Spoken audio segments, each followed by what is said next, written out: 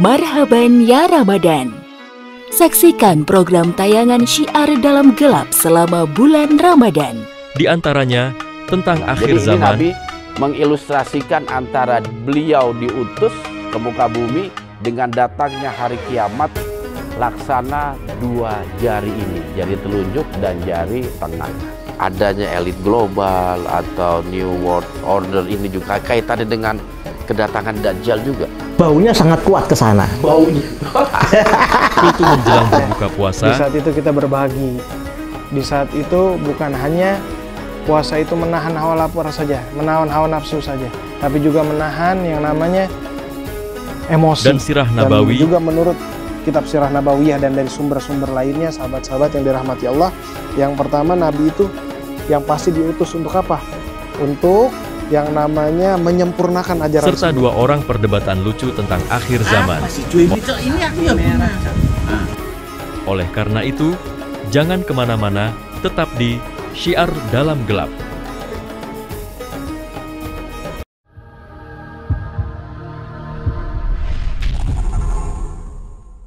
Assalamualaikum warahmatullahi wabarakatuh. Alhamdulillah. Alhamdulillahilladzi hadana bi abdihi muhtari man da'ana ilaih bil idzni wa gannadana labaika ya man dana lana wa hadana sallallahu wasallam wa baraka alaihi wa ala alihi. Alhamdulillah adada ma halaka fis sama. Alhamdulillah adada ma halaka fil ard. Alhamdulillah adada ma baina dzalik. Alhamdulillah adada ma huwa khaliq. Allahumma sholli ala sayyidina wa maulana Muhammad wa ala ali sayyidina Muhammad. Alhamdulillah limpahan puji kehadirat Allah Subhanahu wa taala yang telah mengizinkan kita senantiasa berdoa kepada Allah Subhanahu wa taala, yang mengizinkan tangan kita yang hina ini, bibir kita yang penuh dengan kotoran ini, yang bibir kita penuh mungkin dengan perbuatan-perbuatan yang buruk, tapi Allah senantiasa mengizinkan bibir kita untuk bergetar menyebut namanya. Senantiasa tangan kita mengangkat tangan kita untuk berdoa kepadanya, yang semata-mata karena kasih sayang dan rahmatnya Allah Subhanahu wa ta'ala. Terlebih di bulan penuh kasih sayang ini dan bulan penuh rahmat dan ampunan ini, maka rahmat dan kasih sayang Allah berlipat-lipat ganda lagi untuk kita semua, untuk seluruh umat manusia, untuk seluruh kaum muslimin wal muslimat yang menjalankan perintah Allah dan menjauhi larangan-larangannya. Dan kasih sayang Allah dihamparkan semuanya untuk seluruh umat manusia, bukan hanya untuk muslimin. Tentu untuk muslimin lebih-lebih lagi, tapi Allah juga mengajak ya pada para pendosa, kepada para yang tak menyembahnya untuk bertaubat kepada Allah Subhanahu wa ta'ala di bulan suci Ramadan ini. Maka mungkin ada juga yang sedang menonton yang belum yakin untuk bersyahadat kepada Allah Subhanahu wa ta'ala, bersyahadat mengikrarkan diri untuk masuk Islam, maka di bulan inilah bulan yang tepat, di bulan suci Ramadan, di bulan penuh ampunan dan rahmat. Sahabat yang dirahmati Allah, masih di dalam bab-bab doa yang kita bahas tentang doa. Ada kisah menarik ini ya dalam kitab Tarikhul Baghdad dan juga kitab Mu'jam Al-Ubada, dan juga kisah ini ada di dalam kitab Syiar Alam An-Nubala, kitab-kitab sejarah di masa lalu.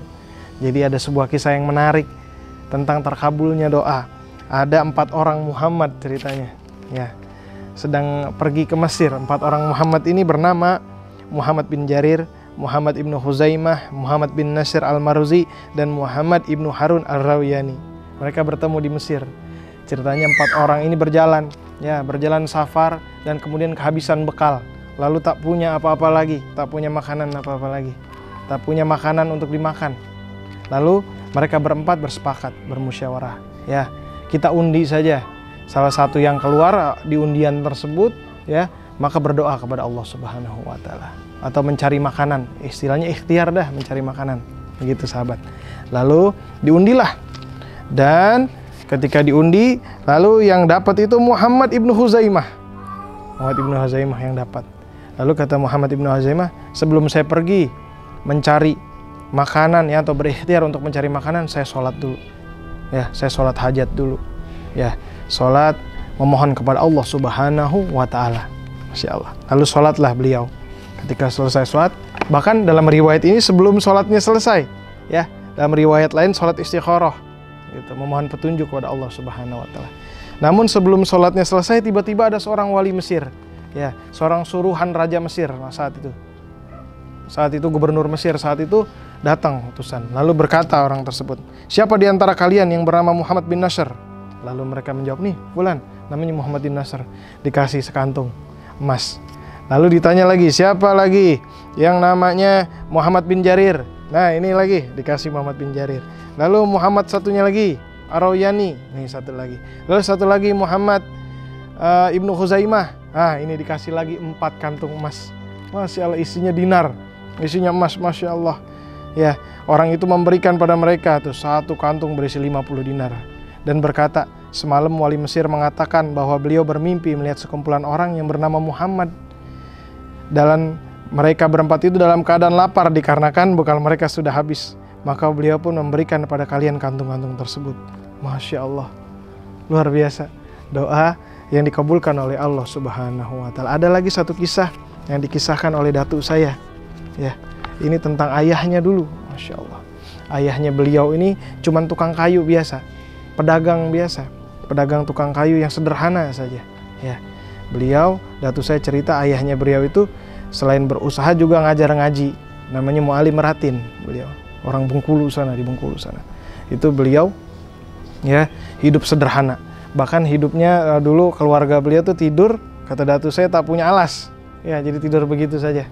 Suatu ketika dapat kerjaan dari seorang pekerjaan untuk membangun rumah. Ketika membangun rumah, udah rumahnya itu besar ya. Ketika rumahnya besar, ada namanya itu rumah, kalau di sana itu di pesisir barat itu ada namanya rumah gadang, semacam kayak rumah orang Padang. Ya, itu buat ada kayu yang panjang sekali kayunya itu untuk jadi kayu utamanya ya di atap itu. Nah ketika itu ada seseorang ini yang pembelinya ini rese, bahasanya seperti itu ya. Dia nggak mau bayar, tidak mau bayar. Datuk saya cerita, tidak mau bayar, ya, tidak mau bayar pokoknya. Ada alasannya tidak mau bayar. Dan salah satu alasan utamanya bilang, oh kayu saya tadi tak sepanjang, panjangnya lebih dari ini. Kayunya sudah dipotong pasti. Ini kayu sudah dipotong katanya. Lalu ayahnya datuk saya bilang, tak mungkin saya potong. Ya, ini kalau dipotong pasti ada bekasnya. Wahai bapak, saya tak mau dagang curang. Ini udah saya potong. Ini saya potong, tidak saya potong. Kalau saya potong pasti ada bekasnya gitu. Dan berdebatlah mereka. Lalu beliau bilang, kalau begitu kalau tak mau bayar ya, kalau kekeh ukurnya berapa, ukur saja tuh kayu berapa meter. Dan berapa meter sebelumnya kau ukur, dikasih tahu. Lah anggaplah misalkan 15 meter gitu itu kayu. Lalu dia bilangnya 16 meter. Orangnya ya kekeh bilangnya 16 meter. Lalu beliau bilang, tunggu kalau begitu saya mau sholat zuhur dulu dan saya mau sholat dulu istikharah kepada Allah Subhanahu wa Ta'ala 2 rakaat, dan tolong tutup dengan kain putih kayunya. Ya, ditutup kain putih itu. Ditutup kain putih, akhirnya berdoa. Sholat johor, habis itu sholat 2 rakaat memohon kepada Allah, ya Allah saya sudah jujur, apabila saya benar jujur ya Allah dan Engkau maha melihat ya Allah, maka jadikanlah kayu itu sesuai dengan ukurannya, katanya begitu. Akhirnya sampai ke rumah tersebut lagi dan bilang, ayo kita buka kayu tersebut, kain putihnya diangkat, lalu diukur bersama-sama. Ketika sudah diukur bersama-sama, ternyata ukurannya meternya sudah lebih, ya sudah sesuai dengan omongan orang tersebut. Diukur lagi sampai 3 kali sesuai ukuran tersebut. Akhirnya orang itu tersebut, udah saya bayar sajalah, saya ngeri sama tukang kayu ini, punya ilmu, katanya begitu. Kayu aja bisa dibikin panjang, apalagi leher saya, bahasanya begitu. Lalu beliau bilang, bapaknya datuk saya bilang, saya nggak punya ilmu apa-apa, saya cuma sholat hajat dan bermodal jujur kepada Allah Subhanahu wa Ta'ala, jujur dalam berdagang, dan saya bermunajat pada Allah Subhanahu wa Ta'ala dalam sholat hajat saya. Itu saja katanya. Masya Allah, sahabat yang dirahmati Allah, mudah-mudahan kita bisa jadi orang-orang yang jujur dan senantiasa doa kita dikabulkan oleh Allah Subhanahu wa Ta'ala, dan jadikan orang-orang apabila mendapatkan masalah perginya ke Allah Subhanahu wa Ta'ala, menggelar sejadah, sujud, merendahkan diri, memohon ampun pada Allah Subhanahu wa Ta'ala. Ayahnya datuk saya bukan ulama besar, beliau cuma tukang dagang biasa saja, cuma guru ngaji biasa aja kecil, ya, tapi yakin kepada Allah Subhanahu wa Ta'ala. Dan saya berharap mudah-mudahan nurun ketakwaannya, keyakinannya dengan menurun kepada kita semua, dan kita menjadi orang-orang yang bertakwa. Tentu bukan nurun diam saja, kita tidak beribadah, kita tidak menuntut ilmu, tidak. Dalam artian kita menuntut ilmu agar seperti orang-orang soleh, agar seperti orang-orang yang dikabulkan doanya oleh Subhanahu wa Ta'ala, agar seperti Muhammad Ibnu Khuzaimah, agar seperti Abdullah bin Mubarak tuh yang budaknya kemarin ketika berdoa itu budaknya dikabulkan doa-doanya oleh Allah Subhanahu wa taala. Dan seperti juga Urwah bin Az-Zubair yang doanya dikabulkan oleh Allah sehingga dilindungi dari segala macam bahaya termasuk dari gangguan-gangguan jin, dan juga doanya Abu Darda yang terlindungi dari yang namanya api-api, ya, terlindungi dari kebakaran, terlindungi dari rumahnya dalam kebakaran, maka selamat. Maka sahabat-sahabat yang dirahmati Allah, jadikan kita hamba yang senantiasa bermunajat kepada Allah Subhanahu wa taala, senantiasa mengemis, merengek minta kepada Allah Subhanahu wa taala.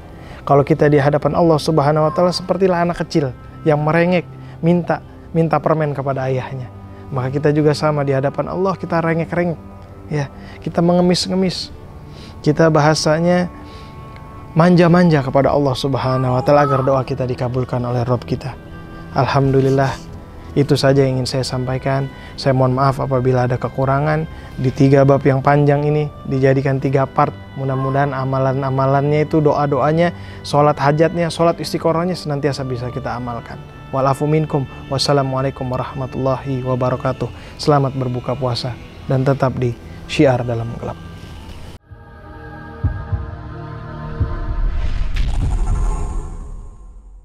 Assalamualaikum warahmatullahi wabarakatuh.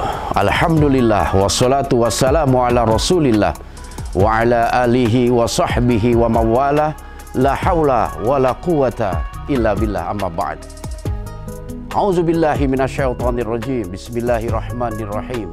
Wa anfiqu mimma razaqnakum min qabli ayyatiya ahadakumul maut fayaqula rabbi laula akhartani ila ajalin qarib fa'asaddaqa wa akum minas salihin. Surah Al-Munafikun ayat 10. Wa qala an-nabiy sallallahu alaihi wasallam, idza mata banu adam in qata'a amaluhu illa min salasin, shadaqatin jariyah aw ilmin yuntafa'u bihi aw waladin salihin yad'u lah. Rawahu Imam Muslim. Sahabat Syiar, para donatur dan juga simpatisan Syiar Dalam Gelap, melalui wadah yayasan kami, Yayasan Syiar Islam Dalam Gelap, yang telah berdiri 2 tahun yang lalu, secara pribadi saya ingin mengajak kepada saudara-saudaraku sekalian untuk ikut menyalurkan zakat, infak, dan sedekahnya melalui yayasan kami.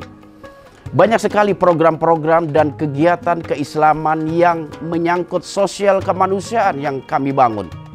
Dan itu semua tentu saja sulit untuk kami wujudkan kecuali ada peran kita bersama dalam membangun kepedulian kepada mereka.